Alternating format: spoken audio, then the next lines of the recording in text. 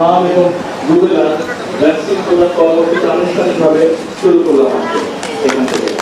সারা দেশে আপনারা জানেন যে হঠাৎ করে আমের প্রকোপে বেশ কিছু দুঃখজনকভাবে বেশ কিছু ছোট শিশু সন্তান মারা গিয়েছে। দুঃখজনকভাবে হলেও বিগত কয়েক বছর ধরে এই বাচ্চাদের জন্য এই আম এবং রুবেলার টিকা বিদেশ থেকে আমদানি করা হয়নি। যাদের দায়িত্ব ছিল এই কাজটি করা, তারা এই কাজটিকে সঠিকভাবে সম্পন্ন করেনি তাদের দায়িত্ব। তার ফলে দুঃখজনকভাবে অনেকগুলো শিশুর প্রাণ ঝরে গিয়েছে। এটি একটি অত্যন্ত গুরুতর অপরাধ। এই অপরাধটি সংঘটিত হয়েছে গত কয়েক বছর ধরে যারা দায়িত্বে ছিলেন। আমরা দায়িত্বভার গ্রহণের পর থেকে যখন এই অসুখটির প্রকোপ শুরু হয়েছে, দ্রুততার সাথে অত্যন্ত দ্রুততার সাথে বর্তমান সরকার ওষুধগুলো সংগ্রহ করেছে। আমাদেরকে এই ব্যাপারে ইউনিসেফ সহযোগিতা করেছে।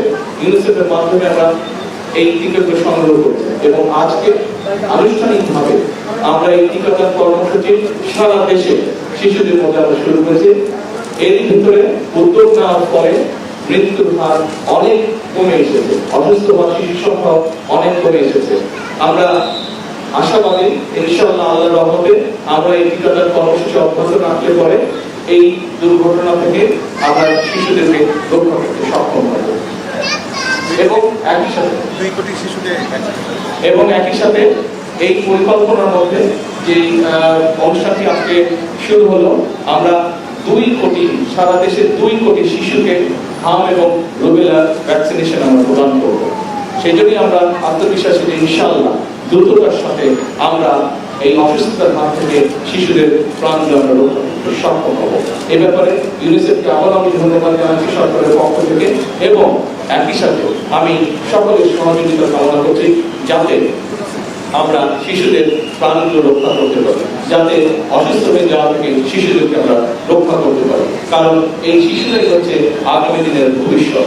এই শিশুদের মধ্যে অনেকেই আছে যারা ইনশাআল্লাহ আগামী দিনে এই দেশকে গড়ার কাজে নিয়োজিত হবে। আসুন আমরা এই টিকাদান কর্মসূচি, ভ্যাকসিনেশন কর্মসূচিকে আমরা সফল করি, বাংলাদেশের ভবিষ্যৎ প্রজন্মকে আমরা রক্ষা করি। ধন্যবাদ। আসসালামু আলাইকুম।